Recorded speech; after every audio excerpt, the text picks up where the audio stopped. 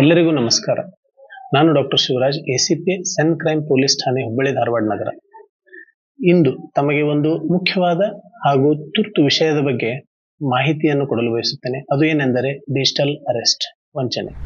Digital arrest ವಂಚನೆ ಕೆಲ ದಿನಗಳಿಂದ ಕೆಲ ತಿಂಗಳಲ್ಲಿ ಸ್ವಲ್ಪ ಕಮ್ಮಿಯಾಗಿ ರಿಪೋರ್ಟ್ ಆಗ್ತಾ ಇತ್ತು. ಬಟ್ ಈ ದಿನಗಳಲ್ಲಿ ಈ ಮಾಹೆಯಲ್ಲೇ ಹುಬ್ಬಳ್ಳಿ ಧಾರವಾಡ ನಗರದಲ್ಲಿ 3 ರಿಪೋರ್ಟ್ ಆಗಿವೆ. ಆ ನಿಟ್ಟಿನಲ್ಲಿ ಇದರ ಬಗ್ಗೆ ಮಾಹಿತಿ ಹಾಗೂ ಜಾಗೃತಿ ಅತಿ ಮುಖ್ಯವಾಗಿದೆ. ಹಾಗಾಗಿ ಡಿಜಿಟಲ್ ಅರೆಸ್ಟ್ ಅಲ್ಲಿ ಏನು ಮಾಡ್ತಾರೆ, ಈ ಡಿಜಿಟಲ್ ವಂಚಕರು ಪೊಲೀಸ್, ಕಸ್ಟಮ್ಸ್ ವಿಭಾಗ, ಇಡಿ ಅಥವಾ ಸಿಬಿಐ ಅಂತ ಹೇಳಿ ತಮಗೆ ವಿಡಿಯೋ ಕಾಲ್ ಮುಖಾಂತರ ತಮ್ಮನ್ನು ಡಿಜಿಟಲ್ ಅರೆಸ್ಟ್ ಅಲ್ಲಿ ಒಳಗಾಗಿದ್ದೀರಾ, ಏಕೆ ತಮ್ಮ ಐಡಿ ಅಥವಾ ತಮ್ಮ ಹೆಸರಿನಲ್ಲಿ ಯಾವುದಾದರೂ ಒಂದು ಪಾರ್ಸಲ್ ನಲ್ಲಿ ತಮ್ಮ ಹೆಸರು ನಮೂದಾಗಿದೆ, ಅದರಲ್ಲಿ ಆ ಐಡಿಗಳ ಮುಖಾಂತರ ಮತ್ತೆ ಅದರ ಜೊತೆಗೆ ಒಂದು ಮಾದಕ ದ್ರವ್ಯ, ಕಾನೂನು ಬಾಹಿರ ಮಾದಕ ದ್ರವ್ಯ, ಇಲ್ಲೀಗಲ್ ಡ್ರಗ್ ಅನ್ನು ಲೈಕ್ MDMA ಅಥವಾ ಹೆರಾಯಿನ್ ಬರಾಮದಾಗಿದೆ, ಅದರಿಂದ ತಾವು ಈ ವಿಷಯದಲ್ಲಿ ವಿಚಾರಣೆಗೆ ಒಳಪಡಬೇಕಾಗುತ್ತದೆ ಅಂತ ತಿಳಿಸ್ತಾರೆ. ಅದಾದ್ಮೇಲೆ ಅವರದ್ದು ಇಂಟೆನ್ಷನ್ ಸಿಂಪಲ್ ಇರುತ್ತೆ, ನಿಮ್ಮನ್ನು ಭಯಭೀತಿಗೊಳಿಸಬೇಕು, ಭಯಭೀತಿಗೊಳಿಸಿ ತಮ್ಮಿಂದ ದುಡ್ಡನ್ನು ದೋಚುವುದು ಒಂದೇ ಅವರದ್ದು ಇಂಟೆನ್ಷನ್ ಇರುತ್ತೆ.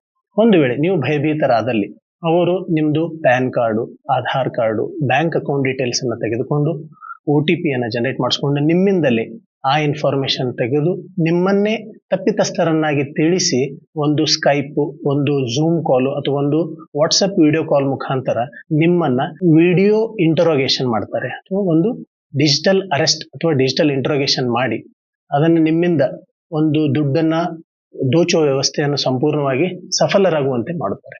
ಸೊ ಈ ನಿಟ್ಟಿನಲ್ಲಿ ನಾವು ಒಂದು ಮುಖ್ಯವಾದ ಅಂಶವನ್ನು ತಿಳಿದುಕೋಬೇಕೇನೆಂದರೆ, ಈ ಡಿಜಿಟಲ್ ಅರೆಸ್ಟ್ ಅಥವಾ ಒಂದು ಡಿಜಿಟಲ್ ಇಂಟ್ರೋಗೇಷನ್ ಪೊಲೀಸ್ ಡಿಪಾರ್ಟ್ಮೆಂಟ್ ಆಗಲಿ ಅಥವಾ ಯಾವುದೋ ಬೇರೆ ಡಿಪಾರ್ಟ್ಮೆಂಟ್ದವರಾಗಲಿ ಮಾಡೋದಿಲ್ಲ. ಇದು ಕಾನೂನು ಬಾಹಿರ. ಒಂದು 5 ಮುಖ್ಯ ಅಂಶಗಳನ್ನು ತಾವು ತಿಳ್ಕೋಬೇಕು. ಒಂದು, ಭಯಭೀತರಾಗಲೇಬಾರದು. ಭಯಭೀತರಾಗದಿದ್ದಲ್ಲಿ ಅವರ ಅರ್ಧದಷ್ಟು ಅಟೆಂಪ್ಟ್ ಹುಸಿಯಾಗಿ ಹೋಗ್ಬಿಡುತ್ತೆ. ಎರಡನೇದಾಗಿ, ತಮ್ಮ ಪರ್ಸನಲ್ ಡೀಟೇಲ್ಸ್ ಯಾವುದು ಶೇರ್ ಮಾಡಬಾರ್ದು, like PAN card, Aadhaar card details ಆಗಲಿ, OTP ಬಂದಲಾಗಲಿ ನಾವು ಶೇರ್ ಮಾಡಬಾರ್ದು. ಮೂರನೆಯದಾಗಿ, ಸೈಬರ್ ಹೆಲ್ಪ್ ಲೈನ್ ನಂಬರ್ 1930-1930ಗೆ ಕರೆ ಮಾಡಬೇಕು.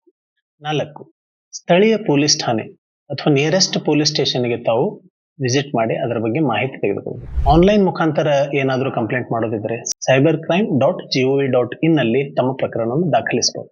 ಒಟ್ಟಾರೆ ಡಿಜಿಟಲ್ ಅರೆಸ್ಟ್ ಎಂಬುದು ಒಂದು ದೊಡ್ಡ ಸುಳ್ಳು. ನೀವು ತಪ್ಪಿತಸ್ಥರೆಲ್ಲದಿರುವಾಗ ಹೆದರೆದರಿ, ಜಾಗೃತರಾಗಿರಿ.